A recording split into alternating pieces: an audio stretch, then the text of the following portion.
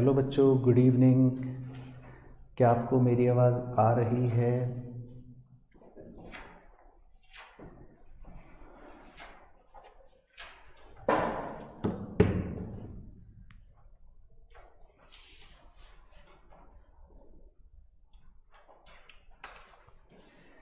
तो सभी बच्चों को बहुत बहुत गुड इवनिंग।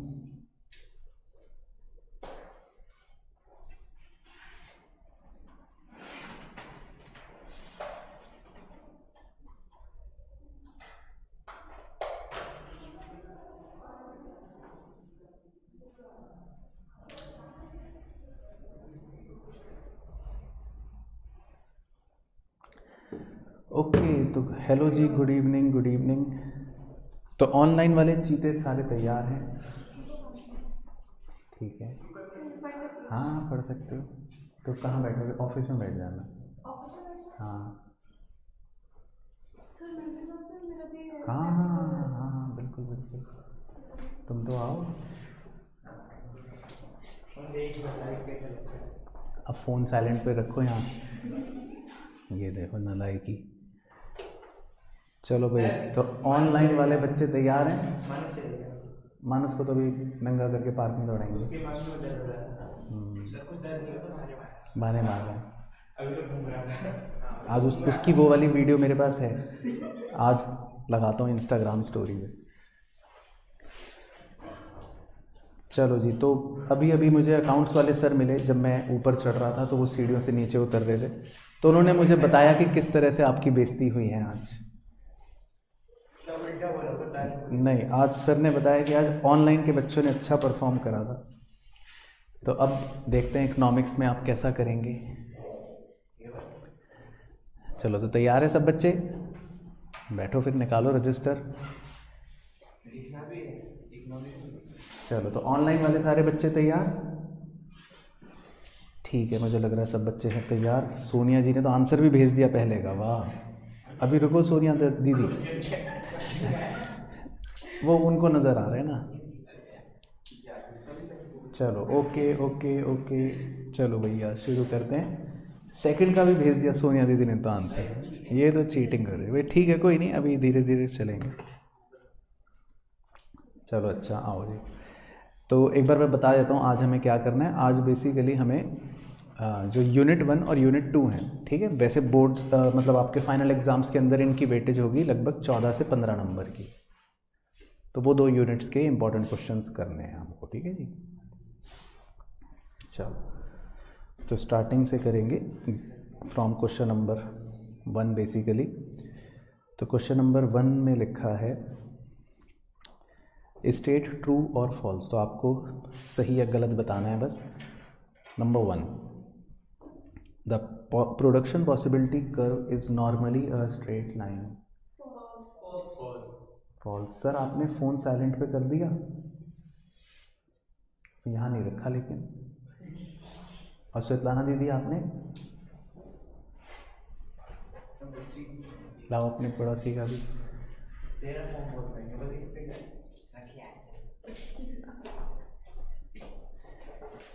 ये गेट बंद कर देना रोहित भाई। चलो, अब सेकंड तब तक चलते हैं। सेकंड में पूछ रहा है जी, the labour intensive technique of production means the use of more labour than capital. Labour intensive technique का मतलब है कि आप लेबर का ज़्यादा इस्तेमाल करते हो, कैपिटल का कम। True, okay. नहीं अंशु भाई, इसमें कोई कृष नहीं है। 12th में कृष बच्चा आता है ना, तो वो पूछ रहे हैं कि सर इसमें भी कृष है? इसमें नहीं है Krish. Third, increase in income of the consumer is the only cause that leads to the parallel shift of budget line to the right. तो कह रहे हैं इंक्रीज इन इनकम जो है वो एकमात्र ऐसा कारण है जिसकी वजह से बजट लाइन राइट में शिफ्ट हो जाती है।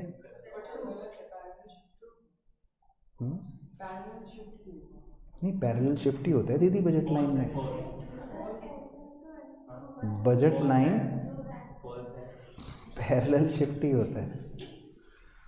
तो थर्ड का बताओ। सोनिया कह रही हैं ट्रू और कुछ बच्चे कह रहे हैं फॉल्स। तो कोई सही है कोई गलत है, बताओ। अच्छा ये बताओ, इनकम बढ़ने पर क्या बजट लाइन राइट में शिफ्ट होगी? होगी, वेरी गुड।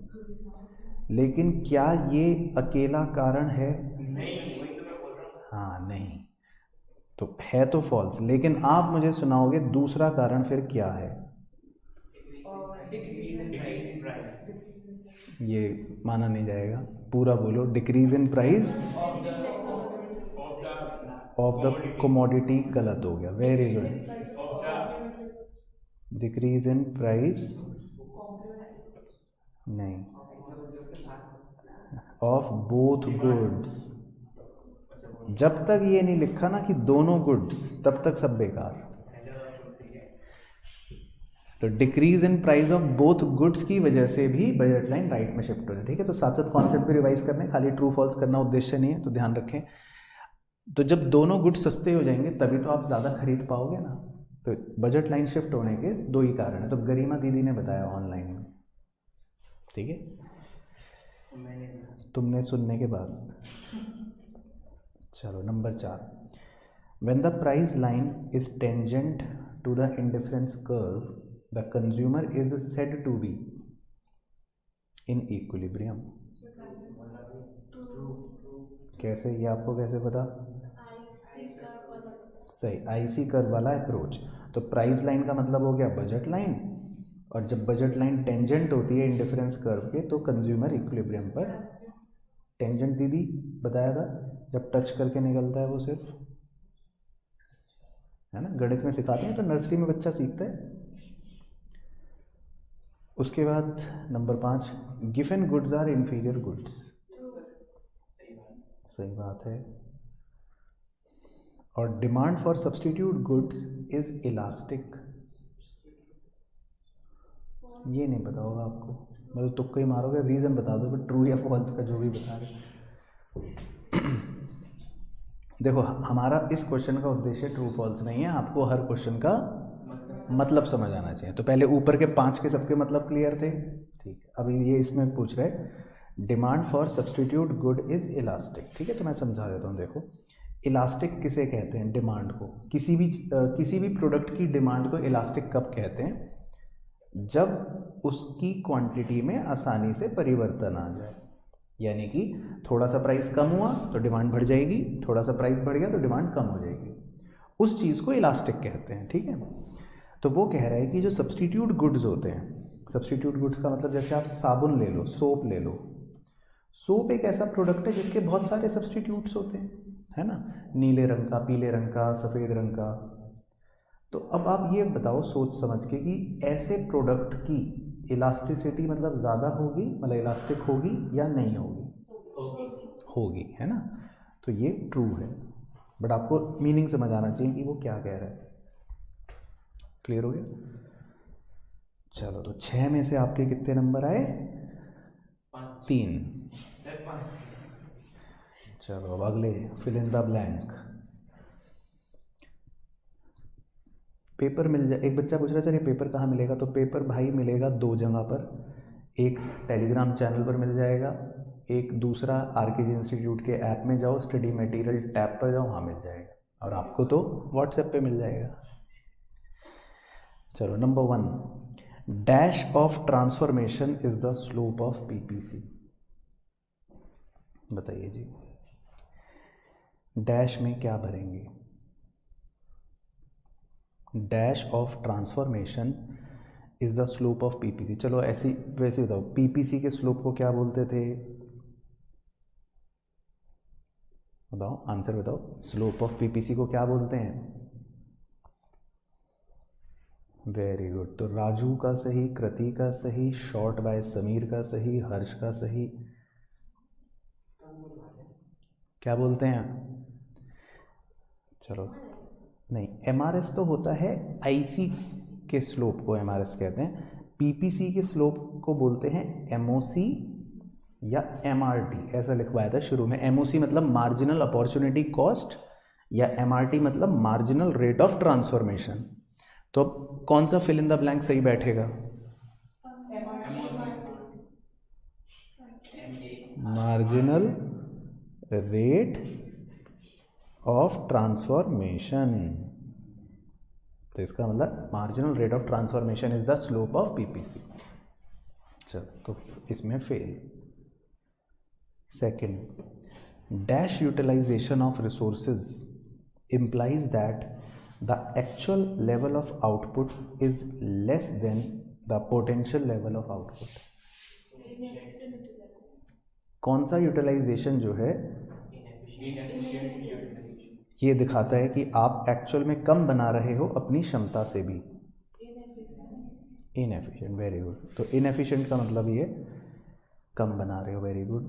जिया शर्मा दीदी का गलत, उन्होंने फुलर कहा, तो वो तुम्हारी सखी होंगी, है ना स्वेताना दीदी? उसके बाद third, an indifference curve is graphic presentation of. बस दो में से एक तो तुक्का लग ही जाएगा, एक मैप बोल दो, एक सेट बोल दो। इंडिफरेंस मैप, ये है गलत जवाब। तो इंडिफरेंस सेट। तो अब देखो जी, आपको तुक्का नहीं माना, अब समझो, ये समझो क्या क्या होता है। इंडिफरेंस सेट किसे बोलते हैं? इंडिफरेंस सेट बोलते हैं कि आपने 3 एप्पल खाए, 6 ऑरेंज खाए, 4 एप्पल खाए, 5 ऑरेंज खाए, 5 एप्पल खाए, 4 ऑरेंज खाए, 6 एप्पल खाए, 3 ऑरेंज खाए। तो अलग अलग बंडल्स होते हैं, लेकिन इन सब बंडलों पर आपको क्या मिलता है? Same satisfaction. तो जब हम इन बंडलों की प्लॉटिंग करते हैं तभी तो वो बनता है इंडिफरेंस कर्व। तो इंडिफरेंस कर्व जो है वो किससे बना? इंडिफरेंस सेट से बना। अब इंडिफरेंस मैप किसे बोलते हैं? इंडिफरेंस मैप तो होता है कलेक्शन ऑफ इंडिफरेंस कर्व्स। इस डायग्राम को इंडिफरेंस मैप बोलते हैं, जिसमें बहुत सारा समूह होता है। क्वेश्चन था कि इंडिफरेंस कर्व जो है वो ग्राफिक प्रेजेंटेशन है किसका? तो इंडिफरेंस सेट का। चलो फेल। चीती का तो माना नहीं जाएगा, ऑफलाइन में एक भी गलत तो मतलब फेल। उसके बाद number 4, the rate at which consumer can substitute one commodity for the other without changing the level of satisfaction.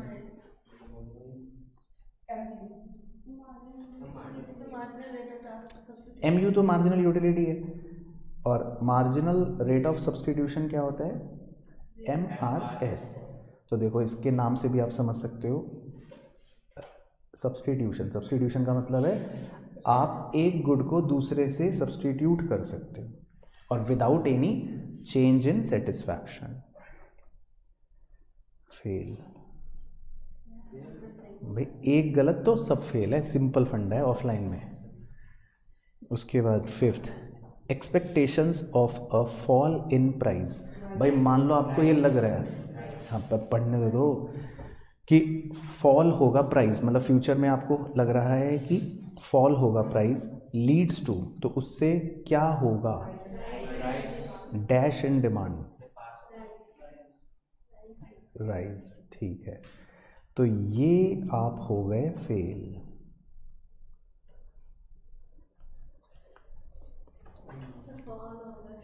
तो वो तो अब तो बता देंगे। हाँ, क्योंकि हमारी एक्सपेक्टेशन है प्राइस फॉल होने की, तो जब हमारी फ्यूचर में एक्सपेक्टेशन होती है प्राइस फॉल होने की, तो उस प्रोडक्ट की डिमांड भी अभी फॉल होती है। अब हमने जो पॉइंट समझा था लेक्चर में वो समझा देता हूँ। मैंने आपको सिखाया था कि जब आपको एक्सपेक्टेशन होती है कि फ्यूचर में प्राइस बढ़ेगा, मान लो, तो आप ऐसे प्रोडक्ट की डिमांड आज क्या करते हो और करते हो। जैसे उदाहरण के तौर पे जैसे बिटकॉइन फॉर एग्जांपल, आपका कोई लेना देना नहीं है बट वैसे ही बोल रहा हूँ।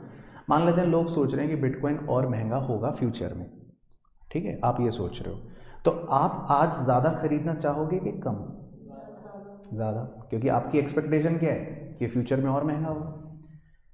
तो अगर मैं इसको अब उल्टा कर दूं, अब आपकी फ्यूचर में एक्सपेक्टेशन है कि ये तो बहुत सस्ता होने वाला है, तो आप अभी खरीदोगे क्या?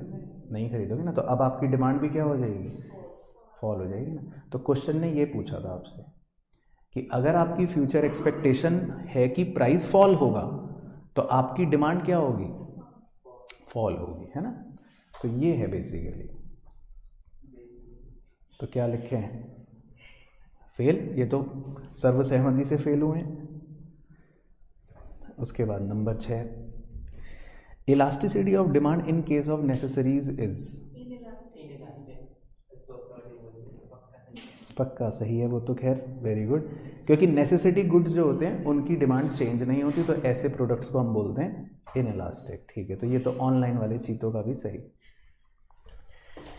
चलो, तो इसमें आपके 6 में से कितने नंबर आए? दो। दो है ना बस, सेकंड और सिक्स दो। तो 6 में से 2 और ऊपर के 6 में से 3, तो टोटल 12 में से 5। चलो अब रजिस्टर निकाल के तैयार रहना, अब थोड़ी मेहनत करनी है, मतलब जिन क्वेश्चनों में मैं कहूँगा उनमें। तो पहले क्वेश्चन नंबर 3 से शुरू करते हैं। इसमें पूछ रहा है 1 नंबर में, what is meant by normative economics. बताओ दीदी। नॉर्मेटिव इकोनॉमिक्स मतलब अगर हम सिगरेट का एग्जांपल ले कि मेरे को आदत छोड़नी है, बट लाइक ये एक फैक्ट है, बट वो छूटी नहीं, तो लाइक वो नॉर्मेटिव इकोनॉमिक्स होता है। और पॉजिटिव में होता है कि आप गलत डायरेक्शन में चला गया। एग्जांपल और कोई दो। नॉर्मेटिव इकोनॉमिक्स नॉर्मेटिव मतलब जैसे ऑनलाइन आपके के। पास मेरे को फैक्ट्स, सोच रहा हूँ वो हुआ नहीं होगा मतलब इकोनॉमिक्स मेरे पास ठीक है, वेरी गुड। सिचुएशन है बट सोल्यूशन तो वंशु भाई ने ऑनलाइन में बिल्कुल सही भेजा है। मुद्दे का आंसर है कि normative economics deals with what ought to be, ये लिखवाया था, या व्हाट शुड बी, क्या होना चाहिए। तो जब हम ऐसा बोलते हैं कि आपको अच्छा व्यक्ति बनना चाहिए, तो ये क्या है? Normative economics. नॉर्मेटिव इकोनॉमिक्स होती है हमेशा जजमेंट बेस्ड, जिसमें कोई फैक्ट नहीं होता। अगर मैं बोलता हूँ कि एप्पल ऑरेंज से बेटर है, तो ये कैसा स्टेटमेंट है? नॉर्मेटिव, क्योंकि आप इसको फैक्चुअल रूप में नहीं निकाल सकते। तो नॉर्मेटिव इकोनॉमिक्स का मतलब ये होता है सिंपल, जिसमें मैंने कीवर्ड्स लिखवाए थे, व्हाट शुड बी, अगर आपको याद हो तो आपको बस यही लिखना है बेसिकली कि normative economics deals with what ought to be या व्हाट शुड बी। चलो, तो ऑनलाइन वाले बच्चे जीत गए इसमें, तो सब ने चेप चेप के भेज दिया व्हाट ऑट टू बी। ठीक है सर, उन्हें भी एक भी नंबर नहीं मिला, वो भी चेप के भेज रहे हैं। नहीं, उन्हें चेप के, तुम्हें कैसे पता? तुम्हारे दोस्त हैं क्योंकि। चलो नंबर 4, अब ये आपको मेहनत करनी है थोड़ा रजिस्टर में। Giving reason, comment on the shape of PPC based on the following schedule. चलो तो करो रजिस्टर में, 2 मिनट का टाइम है। फिर रीज़न भी पूछूंगा आपसे, शेप भी पूछूंगा आपसे, शेड्यूल उन्होंने दे रखा है आपको। तो ऑनलाइन वाले चीतों से भी पूछते हैं तब तक।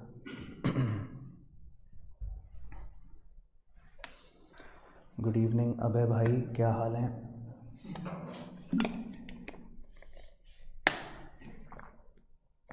तो सुहानी दीदी का गलत, ऑनलाइन की चीती। राजू का सही, वेरी गुड राजू भाई।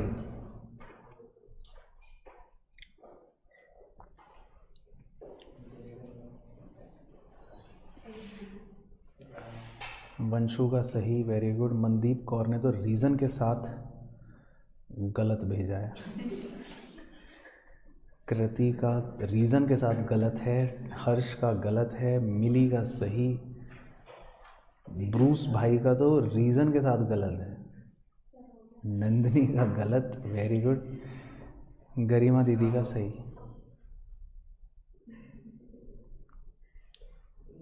अच्छा, रोहन का क्लास 12th में, ठीक है रोहन। हाँ, अदर बोर्ड्स में, आप बिहार बोर्ड में, अदर बोर्ड में होंगे तो वहाँ पे ऐसा होगा।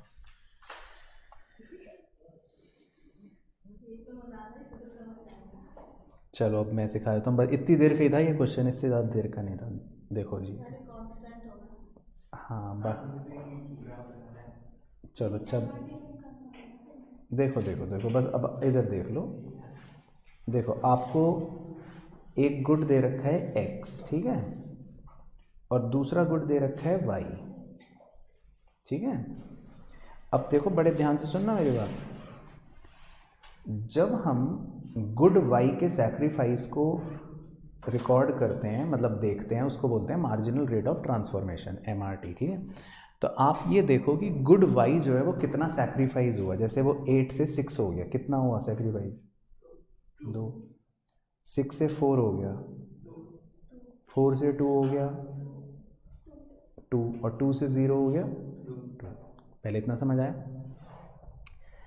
अब इस MRT की वैल्यू के हिसाब से PPC की शेप बनती है। ये है खूबसूरती कॉन्सेप्ट की।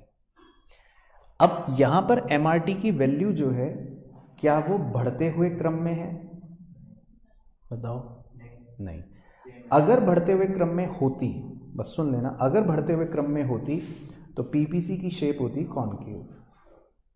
पर ये इंक्रीजिंग क्रम में तो नहीं है दीदी। क्या ये डिक्रीजिंग क्रम में है? नहीं। अगर होती तो बस सुन लेना, अगर ये डिक्रीजिंग क्रम में होती तो PPC की शेप बनती कॉन्वेक्स। लेकिन इस MRT की वैल्यू कैसी है? कांस्टेंट। तो PPC की शेप कैसी बनेगी? स्ट्रेट लाइन, मतलब ना कॉनकेव ना कॉन्वेक्स। तो बेसिकली ये रीजन हो गया कि MRT कांस्टेंट है और शेप को बोलेंगे स्ट्रेट लाइन।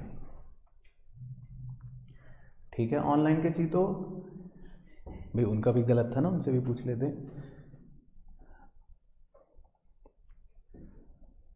ठीक है, एक बच्चा कह रहा है सर अभी तक कुछ नहीं पढ़ा, 25 से एग्जाम है, क्या करूं? बताओ रोहित, तुम्हारा ही भाई है ये तो। रोहित की तरह 11वीं रिपीट करो, वो कह रहा है। ठीक है, अच्छा चलो, बट आपको समझ आ गया, सब बच्चों को क्लियर हो गया। MRT की वैल्यू के हिसाब से बनेगा PPC। चलो जी, अगला क्वेश्चन नंबर 5।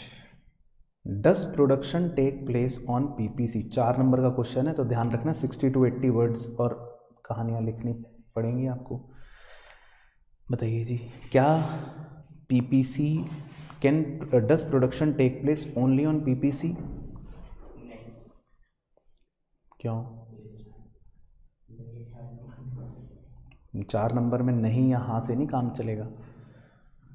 बताओ आयुष भाई, does production take place on PPC?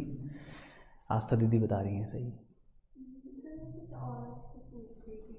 क्या पूछ रही थी?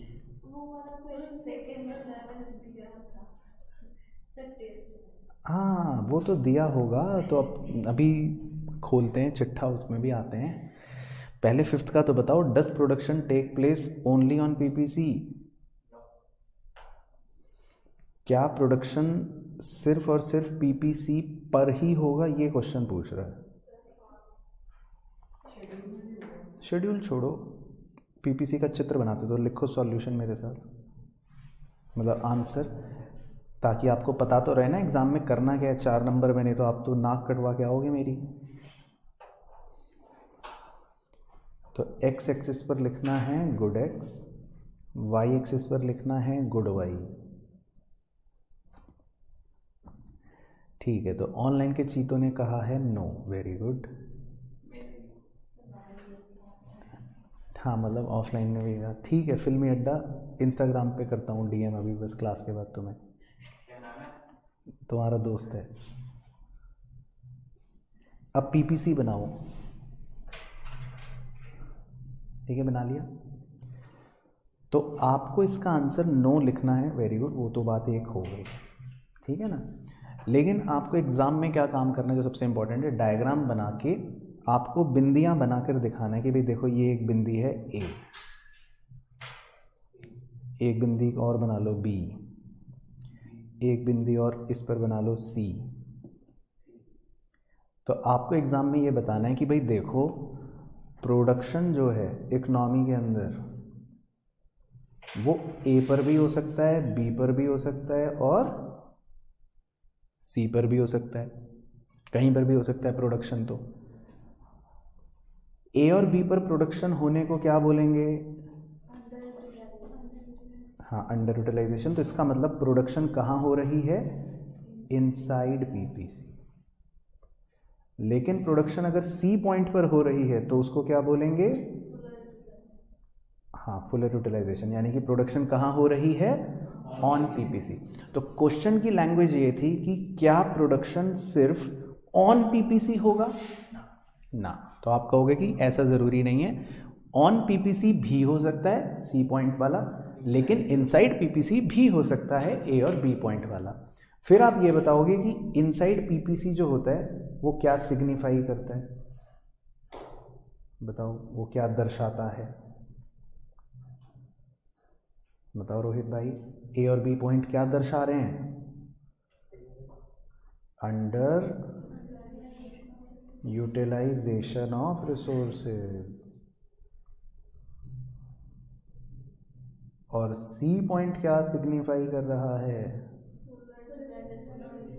हाँ, तो आपको ये कीवर्ड्स लिख लो, इस तरह से आंसर को प्रेजेंट करना पड़ेगा, तब टीचर 4 में से 3 तक का देने का सोचेगी, डिपेंडिंग अपॉन आपकी उसके साथ कैसी बनती है। बस, तो तुम्हारे तो वैसे ही आधे नंबर आने हैं। ठीक है, बट समझ आ गया खेल? चलो जी, तो ये हो गया जी इसका आंसर। अब है question number 6। How many ice creams, बताओ रोहित, कितनी आइसक्रीम तुम खाओगे if ice cream is available free of cost? Free की मिल रही है बाहर, बताओ कितनी आइसक्रीम खाओगे? बस ये देखो, ये गलत हो गया, कह रहा जितनी चाहें। दीदी ने अलग नशे कर रखे हैं। दीदी कह रही है मैं 5 आइसक्रीम खाऊंगी।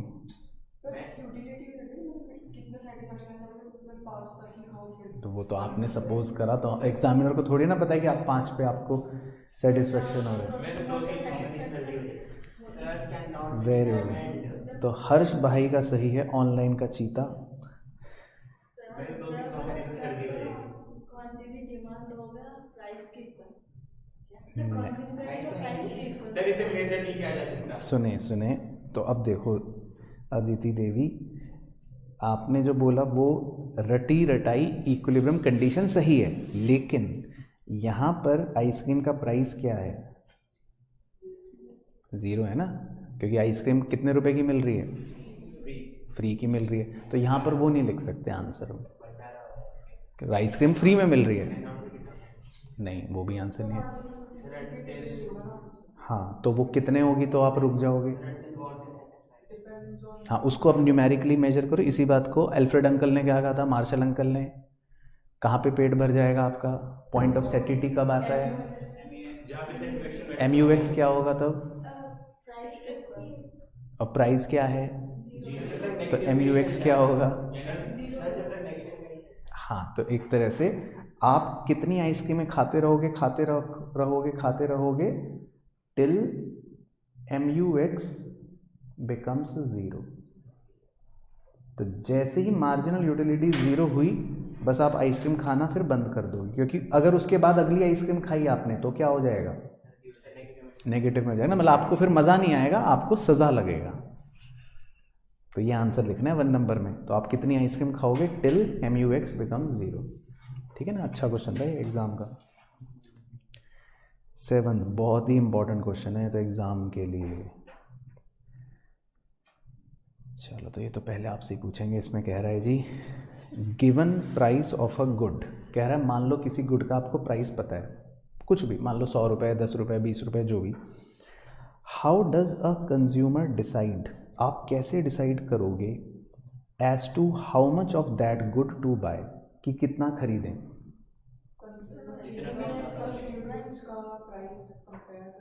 जब हम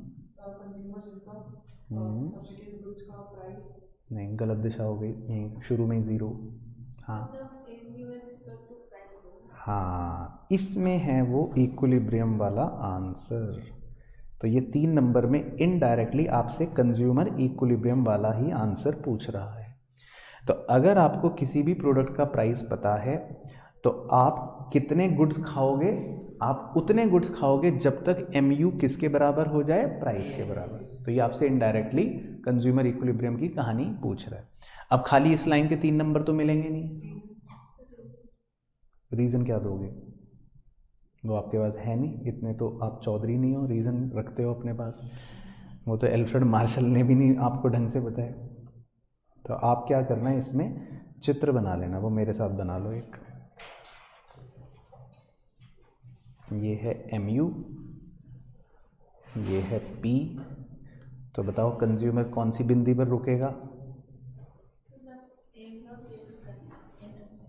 जब, हाँ, इसे हम इक्विलिब्रियम बोलते हैं। तो जब MU और P बराबर होंगे तो कंज्यूमर उतने यूनिट्स कंज्यूम कर लेगा, या उतने यूनिट्स मतलब वो बस खाएगा। तो बेसिकली इनडायरेक्टली मतलब ये आपका कंज्यूमर इक्विलिब्रियम का क्वेश्चन है। तो आप उसमें कंज्यूमर इक्विलिब्रियम वाली कहानी लिखना बस, जो मैंने लिखवाई है विद डायग्राम।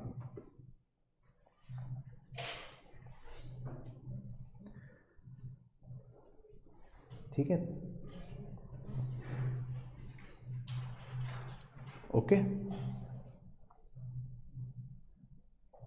चलो, तो इसमें फेल, एक भी गलत तो मतलब फेल ना हो तो। चलो, उसके बाद है 8th, ये भी इम्पॉर्टेंट क्वेश्चन है। Total utility remains same whether marginal utility is positive और नेगेटिव, डिफेंड और रिफ्यूट। कह रहा है टोटल यूटिलिटी सेम रहेगी चाहे मार्जिनल यूटिलिटी पॉजिटिव हो या नेगेटिव हो, इसका समर्थन करें या विद्रोह करें। विद्रोह करोगे, ऐसा नहीं होता है। चलो, तो आधा नंबर तो टीचर दे देगी। फिर आगे की स्टोरी बताओ, क्यों, क्या समझाओगे टीचर को? क्योंकि, हाँ, क्योंकि क्या आगे? यूटिलिटी जो है वो नेगेटिव तब होती है जब टोटल यूटिलिटी फोर होती है। ठीक है, नकली आंसर है दो। तो लिखो मेरे साथ जल्दी से, रिफ्यूट के नीचे हिंट बनवा रहा हूँ कि एग्जाम में क्या बताओगे आप।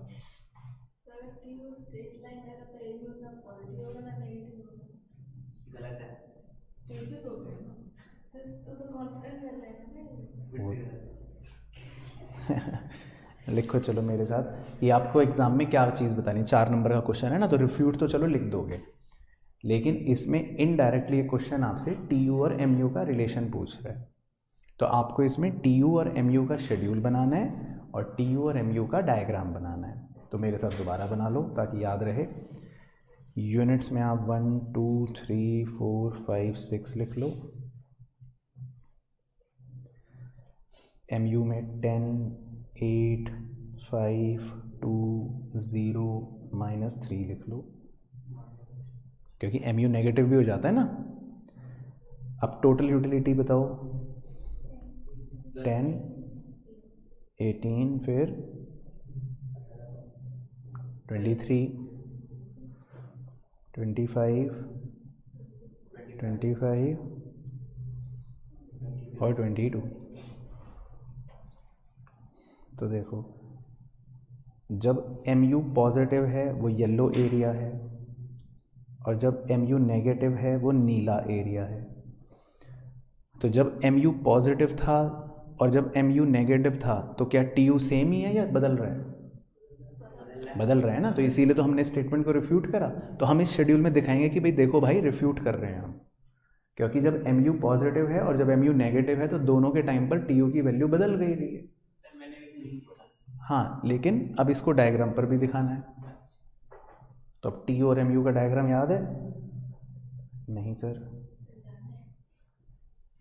स्वेतलाना दीदी को नहीं याद। तो देखो स्वेतलाना दीदी कैसे बनाना है TU MU का डायग्राम।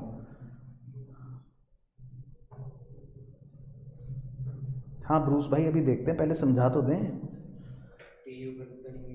अब बताओ कैसे बनाते हैं। पहले छाती तनी हुई, नहीं, वो TPMP के दिमाग में डायग्राम घूम रहे हैं। इसकी तो पीठ शुरू में झुकी हुई होती है, ये झुक गई। TU जो है उसकी पीठ शुरू में ही झुक जाती है और फिर पूरा गिर जाए। और फिर वो गिर जाता है तुम्हारी तरह। बिल्कुल सही, टी। और MU जब फॉल होती है, जब टी मैक्सिमम होता है तब एक जीरो टी नेगेटिव। हाँ, ये है MU। ओके, बिल्कुल सही। ठीक है, तो ऑनलाइन के चीतों का भी मेरा चेपने के बाद सही, नहीं तो उन्हें कहाँ आता है, कुछ बातें बनाते हैं वो सिर्फ। बट आपको क्लियर हो गया, समझ आ गया। 4 नंबर आपको मिलेंगे डायग्राम, शेड्यूल और बस रिफ्यूट लिखने के, बाकी कहानी तो खैर आपको पता ही है। चलो क्वेश्चन नंबर 9 पे चलते हैं जी। एक consumer consumes only 2 goods, consumer 2 goods consume करता है, X and Y, and is in equilibrium, और वो इक्विलिब्रियम पर है। उसके बाद लिखा है price of X rises, X के प्राइस जो है वो बढ़ गए। Explain the reaction of consumer with the help of utility analysis. नहीं, The consumer will increase the consumption of goods. ठीक है, मिल जाएंगे बस 6 नंबर। सर वो तब तक करते हैं सर, वो अपना कंज्यूम करे ज़्यादा करेगा ताकि उसका जो यूटिलिटी वो फॉल हो। कम हो जाएगा। अब जब और कम तब तक हो जाएगा जब तक प्राइस वाई गुड वाई से इक्वल हो जाएगा। और गुड वाई के साथ क्या, वाई ज़्यादा कंज्यूम करेगा हो गया। चलो तुम तो रहने ही दो भाई। चलो, तो ये मुझे लगता है ऑनलाइन के चीते भी नहीं बता तो देंगे, गूगल से चेप के भी बता सकते हैं, बिना गूगल के भी बता सकते हैं, लेकिन आप मेरे साथ ही लिखो इसका आंसर कैसे करना है एग्जाम में प्रेजेंट। लिखो सॉल्यूशन, ठीक है, मैं हिंट्स लिखवा रहा हूँ, वो नोट कर लो बस आप कि कैसे करना है। देखो जी, अब उसने बोला कि कंज्यूमर इक्विलिब्रियम पे है, वो 2 गुड्स कंज्यूम करता है, ठीक है, X एंड Y। तो पहले तो आपको ये पता होना चाहिए कि अगर कंज्यूमर 2 गुड्स कंज्यूम करता है X एंड Y, और क्वेश्चन ने बोला कि कंज्यूमर जो है वो इक्विलिब्रियम पर है, तो इक्विलिब्रियम पर होने की क्या कंडीशन होती है। हाँ, तो सबसे पहले आपको ये लिखना पड़ेगा कि इसका मतलब MUX/PX जो है वो बराबर है MUY/PY के।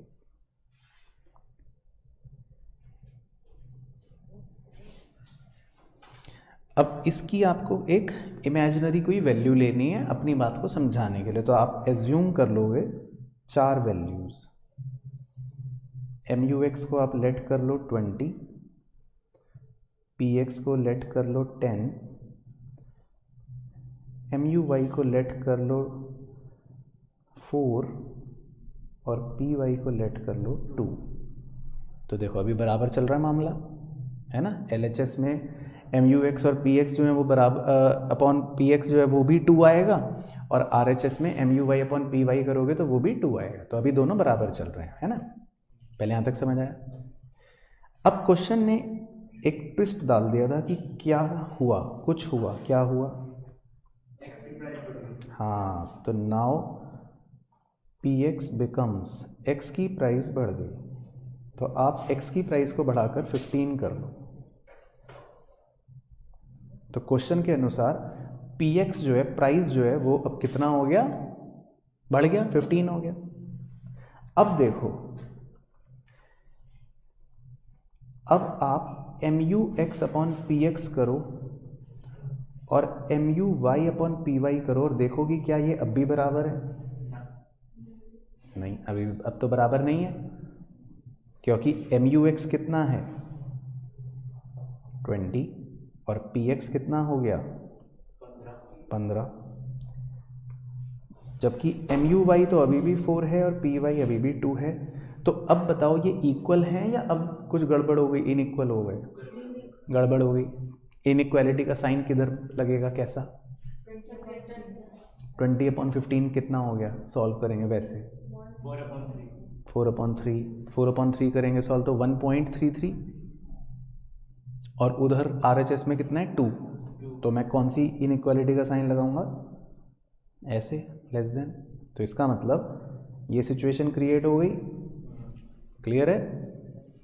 तो आपको ये बताना पड़ेगा कि प्राइस राइज होने की वजह से ये सिचुएशन क्रिएट हो गई है जो मैं बॉक्स बना रहा हूँ। बाकी नीचे की मैथमेटिक्स टाइम मत लिखना एग्जाम में, लेकिन आपको ये पहचानना पड़ेगा कि प्राइस बढ़ने की वजह से ये इक्वेशन क्रिएट हो गई है, ये कंडीशन क्रिएट हो गई है, या ये सिचुएशन क्रिएट हो गई है। पहले इतना क्लियर हो गया, यहाँ तक ओके। अब वैसे तो मैंने रटवाया था, नहीं अब मत बताओ। नाउ कंज्यूमर विल, अब इस सिचुएशन में मैंने लिखवाया भी था और समझाया भी था और रटवाया भी था तरीका कि कैसे रटना है, कि अब कंज्यूमर क्या करेगा। ये तो मेरे तो ऑनलाइन वाले चीज़ों का देखते हैं। नहीं, उसके 6 नंबर नहीं मिलेंगे ना, बात को समझो पहले। यहाँ तक समझ आया? तो देखो, अब इसका रटने वाला तरीका ये बताया था, जो भी साइड ज़्यादा होती है उस वाले गुड का कंजम्पशन बढ़ा दो। यानी कि आपको लिखना है, ना consumer will increase good buy, consumer को गुड बाय अब ज़्यादा बढ़ाना पड़ेगा। अब कंज्यूमर जब गुड बाय को ज़्यादा बढ़ाएगा तो उससे क्या होगा? हाँ, it leads to fall in MUY। इससे मार्जिनल यूटिलिटी Y की कम हो जाएगी, क्योंकि जितना ज़्यादा वो गुड बाय कंज्यूम करेगा उसकी यूटिलिटी उतनी कम हो जाएगी। तो ये आपको लिखने पड़ेंगे, सारे कीवर्ड्स दे रहा हूँ मैं, ध्यान रखना। एंड अल्टीमेटली, और वो कम होते होते अल्टीमेटली क्या हो जाएगा, मतलब इक्वालिटी जो है वो वापस से रीच हो जाएगी। अच्छा, बत्ती जली दिमाग की? हाँ, तो मतलब ये है कि आपको बड़े ध्यान से क्वेश्चन समझना है, उसका आंसर पहले माइंड में सोचना है। 6 नंबर का है तो कैसे फ्रेम करना है तो इम्पॉर्टेंट है। नहीं तो इकोनॉमिक्स में देखो मार्क्स कटते हैं, बच्चे को लगता है मेरे को तो सब आता है ना। आता आपको सब है, लेकिन जो आपको आता है वो लिखना कैसे, वो भी कला इम्पॉर्टेंट है। तो पूरा आंसर इस तरह से बनाना है आपको, समझ आया? चलो, तो इसमें तो फेल लिखना ही पड़ेगा। ये तो बाय डिफ़ॉल्ट फेल ही हो गया, क्योंकि आंसर भी गलत था और एक्सप्लेनेशन तो दूर दूर तक थी ही नहीं। चलो खैर कोई नहीं, आना चाहिए अब समझ में।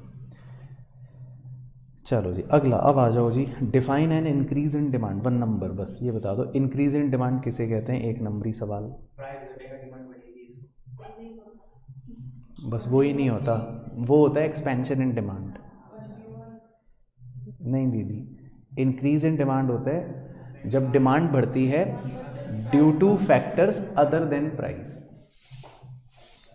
ठीक है, increase in demand due two factors other than price. अगर प्राइस की वजह से ही हो जाता तो फिर तो वो एक्सपेंशन हो जाता। ठीक है रोहित नालायक,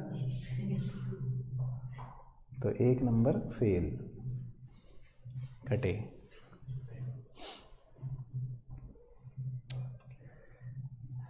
चलो उसके बाद 11th, ये तो सिंपल है, इम्पॉर्टेंट है। What will be the impact of the following changes in the demand curve. तो आपको ये बताना है कि नीचे दी गई बातों का डिमांड कर्व पर क्या प्रभाव पड़ेगा।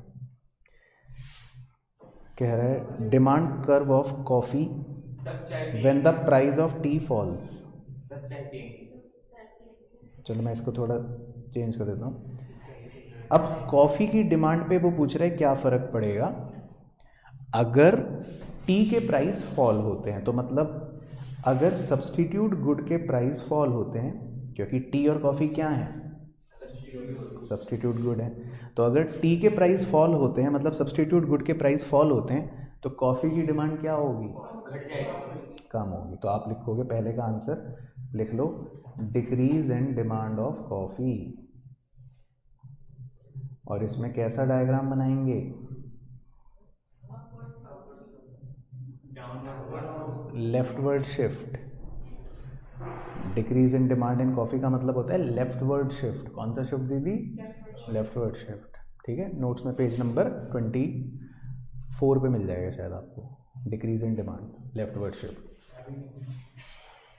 उसके बाद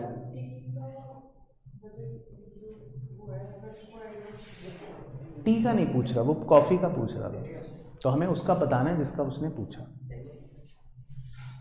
अब देखो सेकंड, वो देखो किसका पूछ रहा है, बाजरा का पूछ रहा है। कह रहा है बाजरा की डिमांड क्या होगी for a poor person when income of such person rises.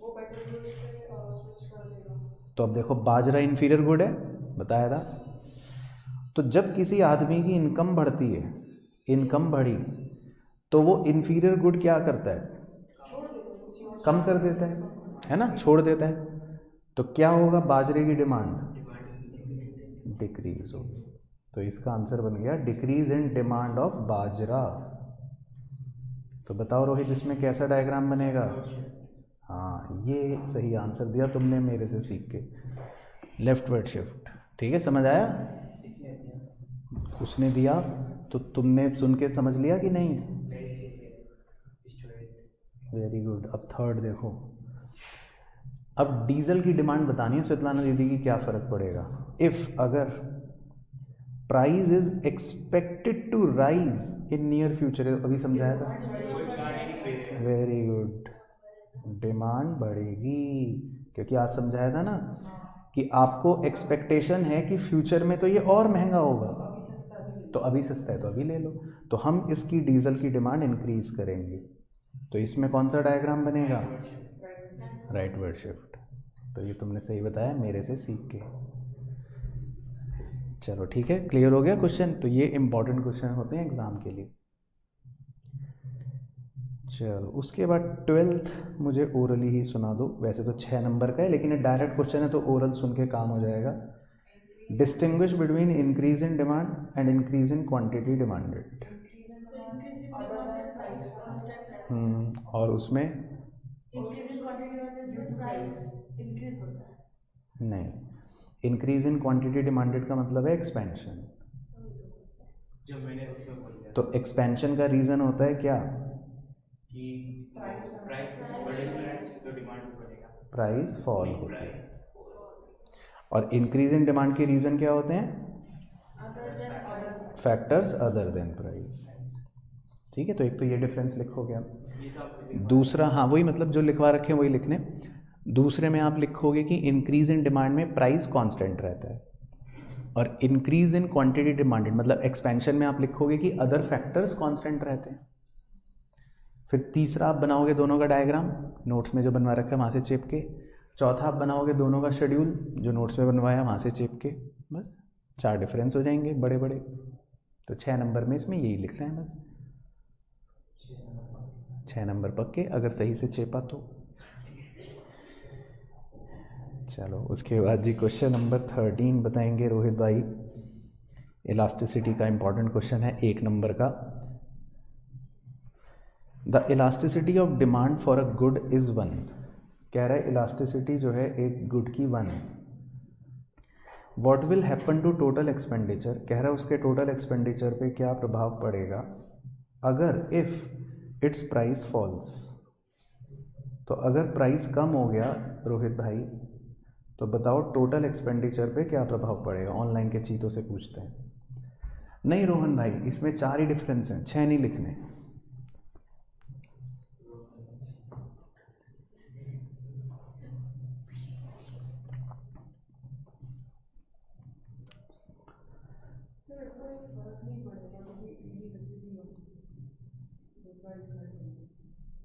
बताइए जी, आस्था दीदी।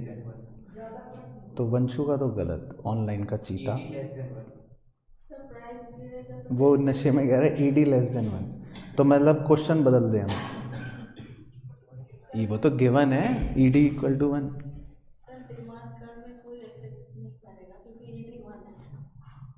एक बच्चा पूछ रहा है सर सप्लाई का चैप्टर नहीं है। नहीं, सप्लाई नहीं है, सप्लाई तो यूनिट 3 है। आज तो खाली यूनिट 1 और 2 है। तो समीर का गलत, ईशान का गलत। ईशान ने गलत भेज के फिर डिलीट कर दिया जब उसने देखा कि गलत हो गया। अच्छा अब सुन लो, देखो ध्यान से, नालायकों की टोली। जब प्राइस और टोटल एक्सपेंडिचर सेम डायरेक्शन में मूव करें तो बताओ उस समय ईडी क्या होता है? नहीं पता सर, लेस देन 1। जब प्राइस और टोटल एक्सपेंडिचर कौन सी डायरेक्शन में मूव करें? सेम। कि प्राइस बढ़ा तो टीई बढ़ गया, प्राइस कम हुआ तो टीई कम हो गया, तो ऐसे में इलास्टिसिटी क्या होती है? Less than 1। अगर प्राइस बढ़ा और टीई कम हो गया या प्राइस कम हुआ और टीई बढ़ गया, मतलब वो ऑपोजिट डायरेक्शन में मूव करें तो ईडी क्या होता है? Greater than 1। और तीसरी कंडीशन होती है कि प्राइस चाहे बढ़े या प्राइस चाहे घटे, अगर टीई पे कोई फर्क ना पड़े तो फिर इलास्टिसिटी क्या होती है? इस क्वेश्चन में इलास्टिसिटी क्या दी है? Equal to 1। तो टीई क्या होगा? Do not change. तो इसका आंसर है टीई डू नॉट चेंज। तो ये करने के लिए सॉल्व आपको टीई का मेथड पता होना चाहिए, ठीक है जी। तो इसका आंसर है टीई डू नॉट चेंज। चलो सही बेइज्जतियां हो गई आज। रोहित का तो गलत था। चलो लास्ट क्वेश्चन नंबर 14। एक कंज्यूमर स्पेंड्स 400, ठीक है। कंज्यूमर 400 रुपये स्पेंड करता है, स्पेंड का मतलब टोटल एक्सपेंडिचर होता है, on a good priced eight ₹8। तो जब वो 8 रुपये का गुड है तो वो 400 रुपये खर्च करता है। तो बताओ स्वेतलाना दीदी, उसने कितने गुड खरीदे होंगे? जब मोमोज 8 रुपये के आते हैं तो तुमने 400 रुपये के मोमोज खरीद लिए, तो कितने मोमोज खरीदे होंगे आपने? 50। ओके, ठीक है, समझ आ गया। अब वो कह रहा है when the price rises by 25%, price 25% बढ़ गया, द कंज्यूमर स्पेंड्स 500 रुपये। अब आप 500 रुपये खर्च करती हो मोमोज पे। Calculate the price elasticity of demand by percentage method. तो पहले तो प्राइस बताओ कि प्राइस 25% बढ़ गया तो प्राइस कितना हो गया होगा? 25% बढ़ाओ। पहले 8 रुपये था तो 8 रुपये का 25% बढ़ाओ। सर ये इतनी मैथ्स करवा दोगे तो हम पागल ना हो जाएंगे। तो बताओ रोहित भाई, 8 रुपये का 25% बढ़ा के बताओ कितना हो जाएगा प्राइस? तो देखो, कभी भी आपको किसी भी फिगर का 25% निकालना हो ना, तो आप सीधा उसको 4 से डिवाइड कर दो तो 25% निकल जाता है। तो 8 का 25% निकालना है तो आप सीधा 8 को 4 से डिवाइड कर दो, कितना आ गया? 2। तो अब 2 रुपये बढ़ा के बताओ प्राइस कितना हो जाएगा? 10। तो देखो निकल गया ना तेजी से आंसर। तो ये सब बच्चों को 5वीं कक्षा में सिखाते हैं, है ना, ठीक है। तो प्राइस कितना हो गया? 10 हो गया, ठीक है जी। अब जब मोमोज 10 रुपये के हो गए स्वेतलाना दीदी, तो आप 500 रुपये खर्च कर रही हो, 500। तो बताओ कितने मोमोज खरीदे अब? क्यों? 10 रुपये के मोमोज आते हैं और आपने 500 रुपये खर्च करें, 500। तो कितने मोमोज खरीदे? 50, ठीक है। तो अब देखो ईडी का फॉर्मूला, तो देखो ऑनलाइन के चीतों के गलत आंसर आ गए थे। तो परसेंटेज मेथड का फॉर्मूला होता है जी Q1 minus Q0 upon P1 minus P0 into P0 upon Q0।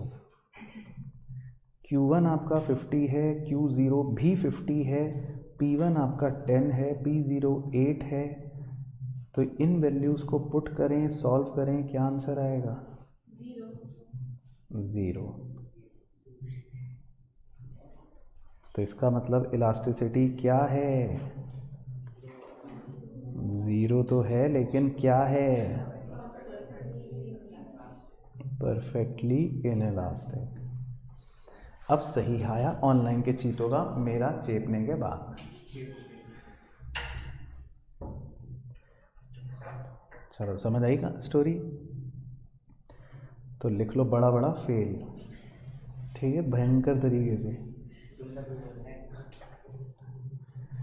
चलो बट क्लियर हो गए क्वेश्चंस? तो ये बेसिकली यूनिट 1 और 2 के इंपॉर्टेंट क्वेश्चन थे। एक बार आप दोबारा घर जाके रिवाइज करना सो दैट आपको पता रहे कि किस क्वेश्चन का क्या आंसर देना है, कैसे देना है। चलो जी, तो छुट्टी आज की, बाय बाय। ऑनलाइन वाले चीतों, आपको भी बहुत बहुत